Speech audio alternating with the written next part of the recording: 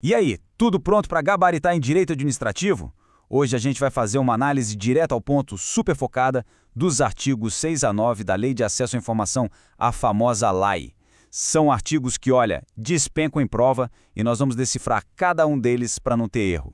Para começar, vamos com a pergunta de ouro, a que norteia tudo isso aqui. O que o Estado é, de fato, obrigado a fazer quando o assunto é transparência? Entender a resposta para essa pergunta é a chave para pegar a lógica da lei inteira.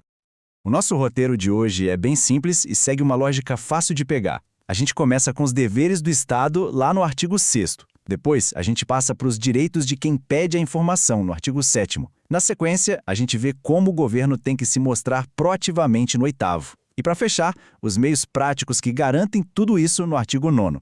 E claro, no final, um mapa mental para fixar tudo na cabeça. Ok? Vamos mergulhar nisso. O artigo 6º é a base, o alicerce de tudo. É ele que estabelece as obrigações, os deveres do poder público. É como se fosse o ponto de partida de todas as outras regras. E o que esse artigo diz na prática? Basicamente, ele define um trio de deveres fundamentais. Primeiro, a gestão transparente, ou seja, o Estado tem que facilitar o acesso e divulgar as coisas.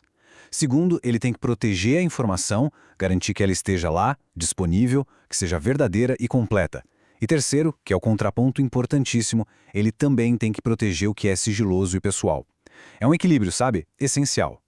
Então, o ponto para não errar na prova é este. Se a questão falar das obrigações primárias, das responsabilidades do Estado, a resposta com certeza vai estar no artigo 6º.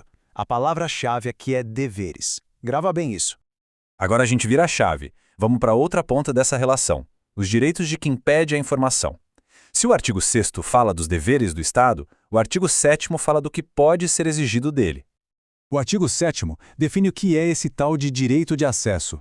E olha, a definição é bem ampla, viu? É o direito de conseguir informação que esteja em qualquer registro ou documento. Não importa se o órgão produziu aquilo ou se só guardou. A palavra-chave aqui, sem dúvida nenhuma, é direitos. E que direitos são esses? Bom, o artigo detalha uma lista que as bancas de concurso adoram cobrar. Poder pegar informação primária, direto da fonte, sabe? Saber tudo sobre licitações e contratos, ter acesso aos resultados de programas, de auditorias, e um detalhe que cai muito, vale até para informações que estão com entidades privadas, desde que elas tenham algum vínculo com o poder público. Fica de olho nisso. E aqui tem um ponto que é crucial, que está lá no parágrafo 2º. Se um documento tem uma parte sigilosa e outra não, o Estado não pode simplesmente dizer não vou dar e pronto. Ele é obrigado a liberar a parte que não é sigilosa. Isso reforça uma ideia central da lei. O sigilo é sempre a exceção, nunca a regra. Vamos avançar para o artigo 8º, que aqui muda a perspectiva completamente. Até agora a gente falou de ir atrás da informação, de pedir. Aqui a gente vai falar da informação que o governo tem a obrigação de oferecer sem que ninguém precise pedir. É a famosa transparência ativa. A definição é super clara. É o dever de divulgar. A iniciativa tem que partir do próprio poder público. É o governo se colocando literalmente numa vitrine para a sociedade ver. A palavra-chave para o artigo 8º é divulgação. E aqui, atenção máxima. Essa é uma das maiores pegadinhas de prova. É fundamental saber diferenciar a transparência ativa da passiva. Ativa, do artigo 8º, é quando o governo publica por conta própria, como a gente vê nos portais da transparência. Já a passiva é quando ele responde a um pedido específico que alguém fez. Não dá para confundir esses dois conceitos de jeito nenhum. E a lei não deixa isso no ar, não. O artigo 8º traz uma lista mínima do que precisa ser publicado. E essa lista é ouro para a prova. Como o órgão é organizado, para onde vai o dinheiro, registro de despesas, licitações, como estão as obras e até respostas para perguntas que todo mundo faz. É o básico do básico que todo órgão tem que mostrar. Mas toda regra tem sua exceção, né? E as bancas adoram isso.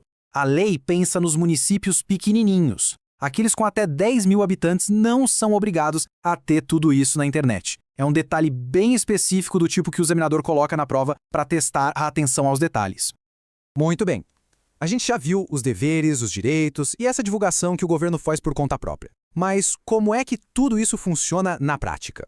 O artigo 9º dá essa resposta, apresentando os instrumentos, as ferramentas para garantir o acesso. O acesso é garantido por dois caminhos principais. O primeiro é a criação do SIC, o Serviço de Informações ao Cidadão, que é a porta de entrada em cada órgão público. O segundo é o incentivo à participação popular, através de audiências e consultas públicas. A palavra-chave para o artigo 9º é meios. E qual é o papel do SIC? Ele não é só um lugar para protocolar um pedido. Ele tem que atender, orientar sobre como pedir, informar sobre o andamento dos processos e, claro, receber os requerimentos. Ele é o braço operacional que faz o direito de acesso acontecer de verdade. Certo? Passamos por 4 artigos bem densos. Para garantir que tudo isso fique amarradinho na cabeça na hora da prova, vamos consolidar esse conhecimento com um mapa mental bem simples e direto. E aqui está o nosso resumo final. Esse quadro aqui é perfeito. Ele mostra a lógica da lei de forma brilhante. Artigo 6º, deveres do Estado. Artigo 7º, direitos do cidadão. Artigo 8º, a divulgação ativa por parte do governo. E artigo 9º, os meios para que tudo isso aconteça. Com essas 4 palavras-chave, a estrutura principal desses artigos já está memorizada. Beleza, dominamos a regra geral, que é a publicidade. Mas a gente sabe que toda regra tem sua exceção. Então fica a pergunta no ar. Como é que a lei lida com aquelas informações que realmente precisam ficar em segredo para proteger o Estado e a sociedade? Entender a classificação de sigilo é o próximo passo para gabaritar a lei de Vries.